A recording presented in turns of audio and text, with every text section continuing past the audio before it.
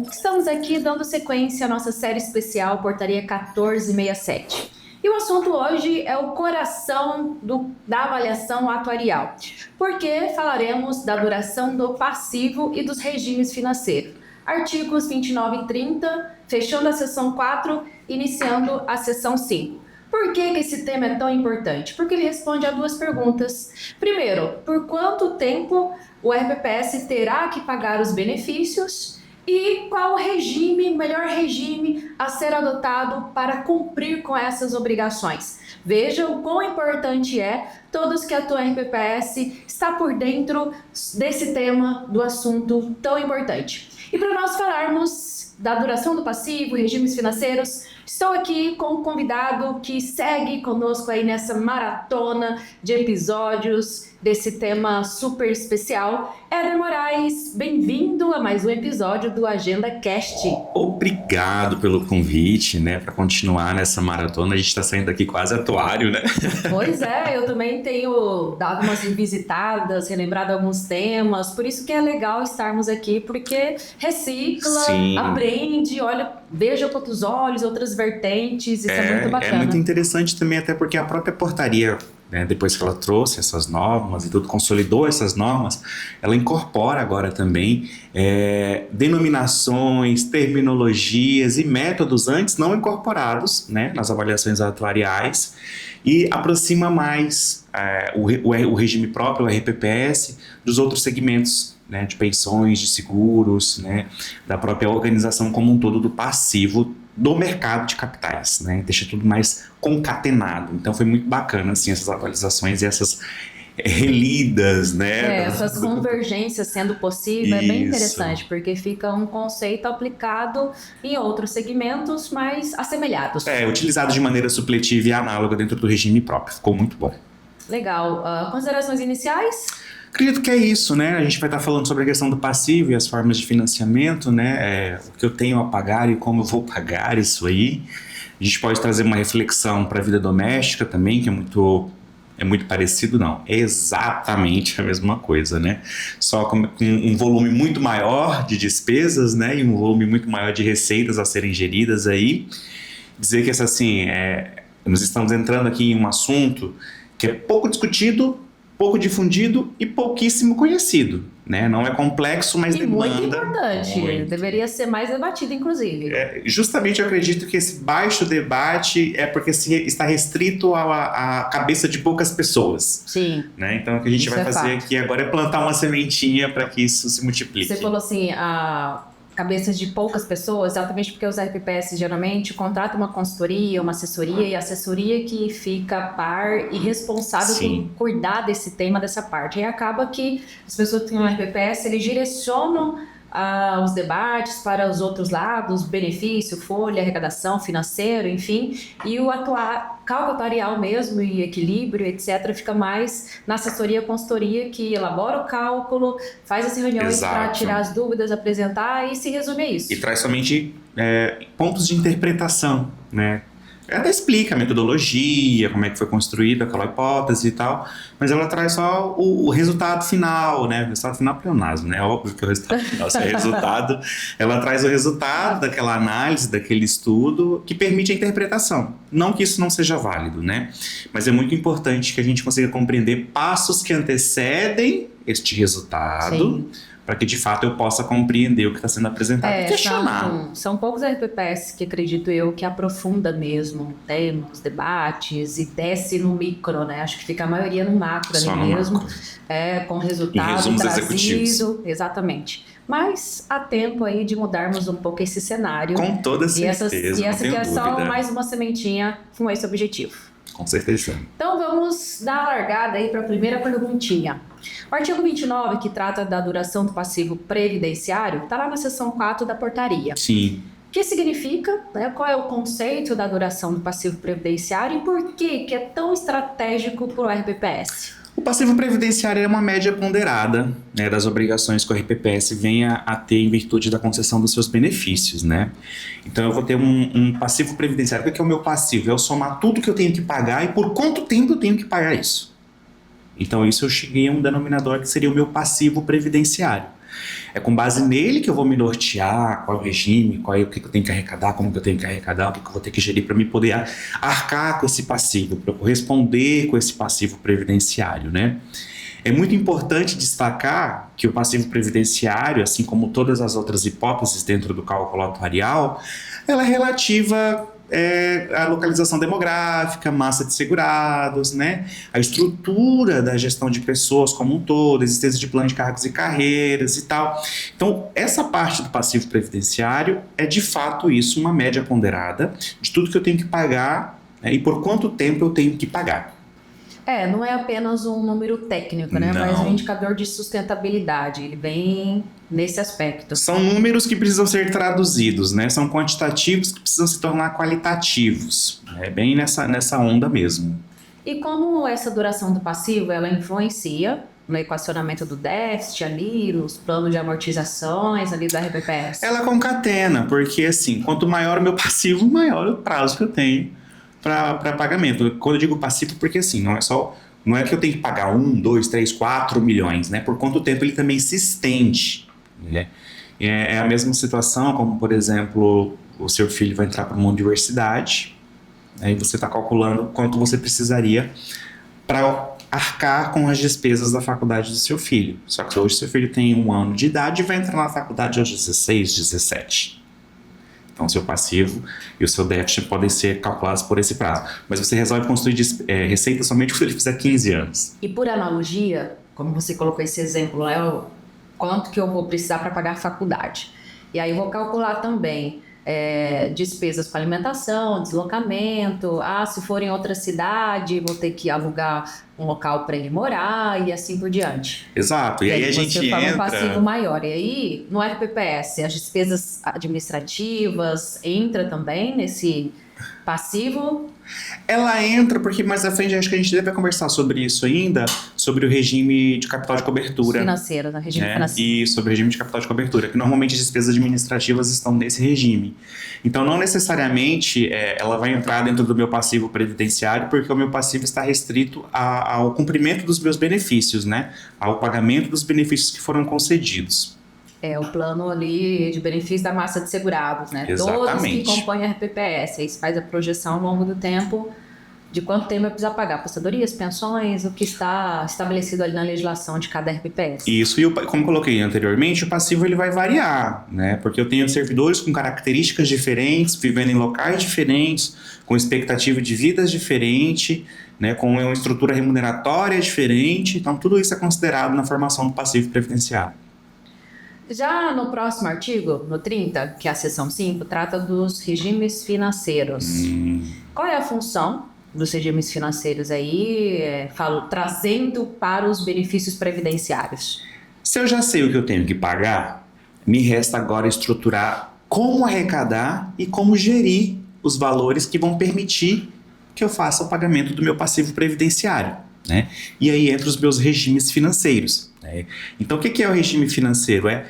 Qual é o malabarismo que eu vou ter que fazer para assegurar que daqui 30 anos eu ainda vou ter recurso suficiente para arcar com esses compromissos? Sim. Né?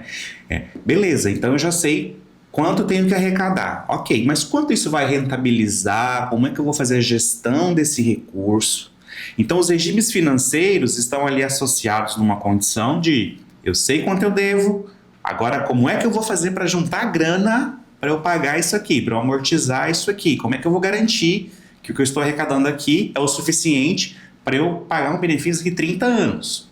Então, os regimes financeiros vêm concatenados no passivo previdenciário nesse sentido. Um é saber quanto eu devo, o outro é como é que eu vou fazer para pagar.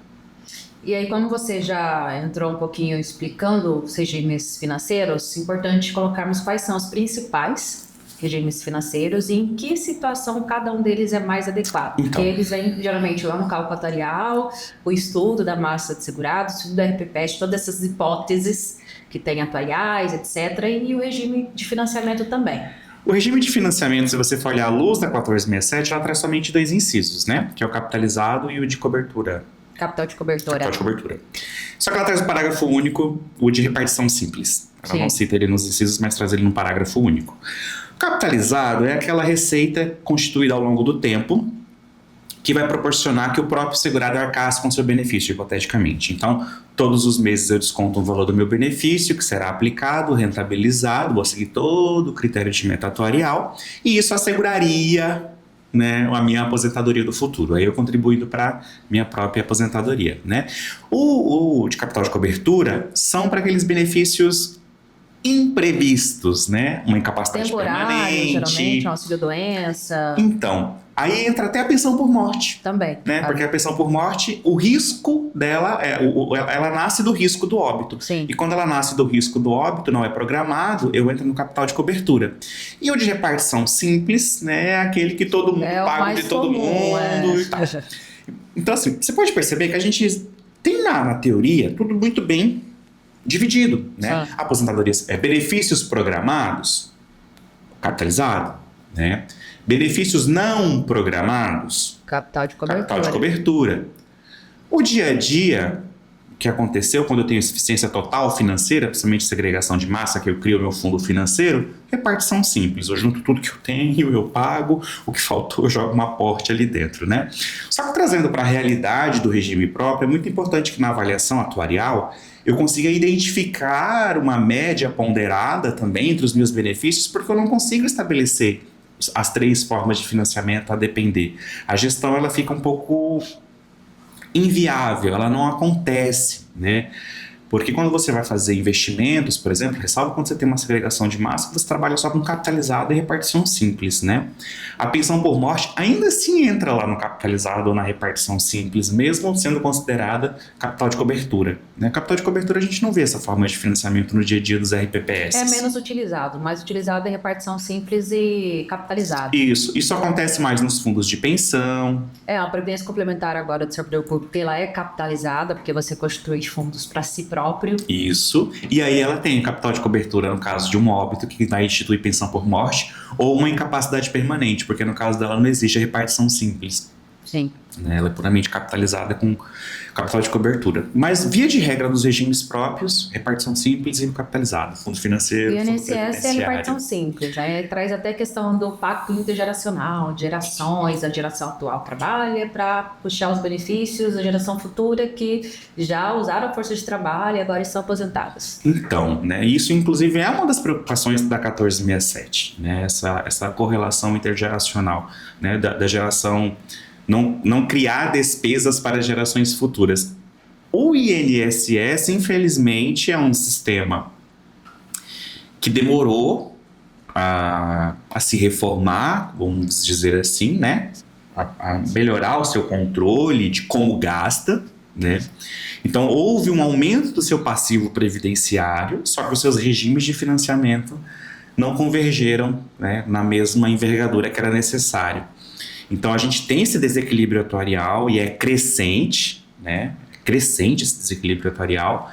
E aí você cai na repartição simples, né? E é muito importante dizer que, da mesma forma que no regime próprio, o testa de ferro, né, o costa quente do RPPS é o ente federativo, que ele vai cumprir as necessidades financeiras do RPPS, do INSS somos nós, né? Acaba sendo os impostos e nós, a população, que puxamos. Aí eu tenho que tirar da Seguridade para colocar na Previdência, tirar da Previdência para colocar na Seguridade, enfim, a gente já sabe o que vem acontecendo, né? Seguindo a nossa última perguntinha do episódio de hoje, foi rapidinho, né? Bem leve e tal, enfim. Mas como que o regime de financiamento ele se conecta com a duração do passivo previdenciário na construção do equilíbrio atuarial do RPPS? O regime de financiamento ele vai definir as contribuições normais, por exemplo, né? Ele vai definir a necessidade de um aporte ou não, custo suplementar ou não. Quanto maior o meu passivo previdenciário, e volto a dizer, gente, quando a gente fala que o passivo é maior ou menor, eu não estou dizendo que o passivo é maior em volume, né? Estou dizendo ele como um todo. Eu tenho um passivo para 40 anos. Dependendo também do porte do RPPS, devido às proporções, será também maior e menor. Imagina, eu tenho 2 RPPS com passivo previdenciário de 100 milhões de reais, só que um em 40 e o outro em 12 anos. Exato. São situações distintas, né? Totalmente. Então, a forma de financiamento, o regime de financiamento, ele tem que ir de encontro com a realidade do RPPS. Quando a gente fala de estudo atuarial, a gente fala muito em hipóteses atuariais, né? Hipóteses. Fala, pô, mas você tá vivendo só no mundo de Bob? Se eu tivesse 4 rodas, eu era um Jeep. Mas é que, de fato, a gente precisa criar hipóteses matemáticas, né? As provisões matemáticas, para que eu consiga avaliar a sustentabilidade ou não do regime. Exatamente. Não há como eu criar um relatório atuarial sem eu prever hipóteses, né? Óbvio que ninguém previa que a pandemia ia matar tantas pessoas, que a pandemia ia durar tanto tempo, que a pandemia ia fechar o comércio por tanto tempo, reduzir os impostos, reduzir a força de trabalho. Ninguém imaginava, né? Só que quanto mais perto essas hipóteses refletem a realidade, quanto mais próximo do meu real passivo previdenciário, mesmo sendo ele uma média ponderada, maior segurança eu tenho para definir o meu regime de financiamento, né? Um regime de financiamento escolhido de maneira equivocada e não alinhado à real dimensão do meu passivo pode provocar desequilíbrio, um resultado artificial no meu custo normal. Mas a longo prazo que teria um impacto maior, né? Da questão do desequilíbrio, não conseguir custear os benefícios da forma como foi previsto, porque eu posso prever puxar meus benefícios, mas escolher o regime financeiro equivocado. E aí, escolhendo um regime financeiro equivocado, eu não vou conseguir cumprir com as obrigações. Exatamente, porque eu tenho uma massa muito maior, com recurso muito menor, a minha população economicamente ativa no serviço público já tem uma idade média avançada. Por exemplo, nós temos clientes nossos que dentro do próprio RPPS, mais da metade do grupo tem mais de 50 anos, tem mais de 60 anos, está ali um terço está em abono de permanência. Então essa situação do regime de financiamento, hoje esse fundo é puramente, esse pessoal está no fundo financeiro hoje, que é a repartição simples, justamente por conta dessa condição. É impossível que essas pessoas consigam constituir receita suficiente para custear seus benefícios pelos próximos 20 ou 30 anos. E a questão, né, não é o RPPS apenas sobreviver, mas sim se manter sustentável. Então, regimes de financiamento, eles são importantes, visando essa sustentabilidade aí ao longo do tempo. Perfeito. É o equilíbrio atuarial e afins. Perfeitamente. Vamos para o nosso Agenda Coffee de hoje. A pessoa que mais bateu papo, tomou café, é o Ederson. Já todo descafeinado, Não, vamos pro café descafeinado, que tá tudo certo. Quem seria o convidado e qual o tema a ser debatido no Agenda Coffee? Dessa vez, assim, concatenado com a questão atuarial como um todo, eu reconheço a dificuldade que é para o servidor compreender o quão complexo é um estudo atuarial, né? Mas eu entendo também que se a gente trazer isso para o dia a dia das pessoas, para a sua vida cotidiana, com o exemplo da sua própria casa... Fazendo essas analogias, né? Elas vão conseguir compreender, porque assim, o RPPS, eu sei que ele faz o trabalho dele muito bem feito.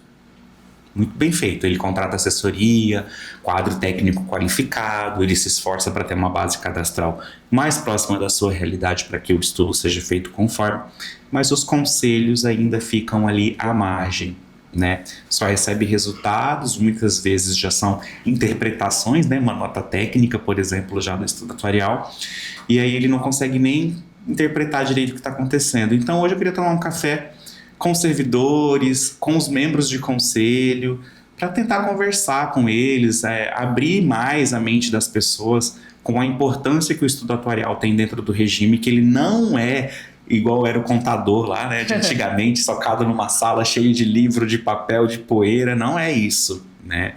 São hipóteses, é a realidade, é o dia a dia. Tem que estar atento à mudança demográfica, à mudança do perfil da população, não só do servidor público, como a população como um todo, né? A questão da qualidade de vida nas cidades que essas pessoas habitam, tudo isso vai influenciar no resultado atuarial. E o resultado atuarial, todo mundo sabe que impacta no bolso do servidor, porque é ele que vai definir uma alíquota de contribuição, tanto patronal quanto a do segurado. Você falando, até pensei assim, a educação previdenciária com o tema Descomplicando o Cálculo Atuarial. Precisa. E aí você trazendo de forma mais leve, com exemplos do dia a dia que a pessoa consegue conectar, colocando lá, tem geralmente aquele desenho da pirâmide, né, da equipe da população mais envelhecida, Sim. mas aí trazendo o próprio RPPS, né, porque vai ter RPPS variados.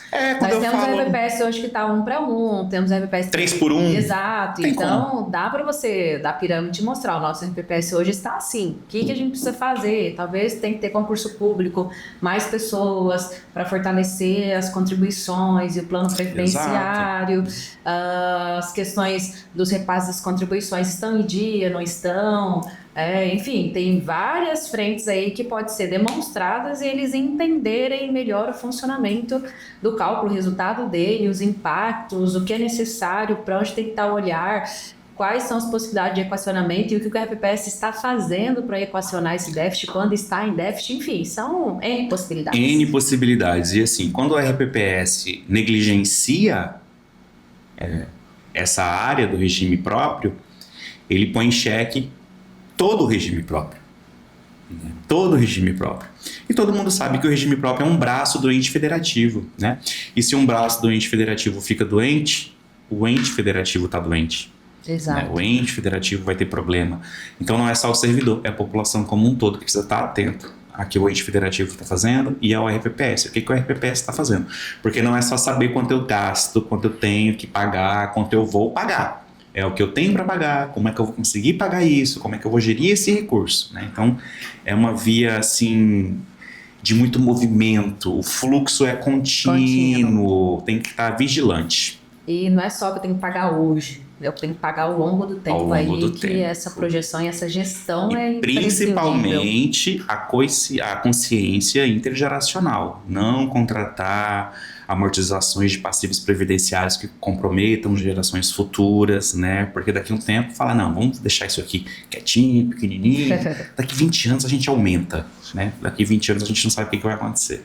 Daqui a tanto tempo de volta para revisitar e revisar, mas aí pode ser tarde demais. Muito bem, gratidão pela contribuição valiosa no episódio de hoje. Já te convido para o próximo episódio, para seguirmos aqui na série. Gratidão a você que esteve conosco até aqui. Convido a continuar conosco nos próximos episódios, seguindo aí a série Portaria 1467. Curta, compartilhe, comente. Se não segue ainda a Agenda Assessoria nas redes sociais, siga nos Instagram, Spotify, Facebook, LinkedIn. Mande suas dúvidas, suas sugestões, porque para nós é muito importante ouvir vocês, estar próximos e conectado a vocês. Muito obrigada e até a próxima.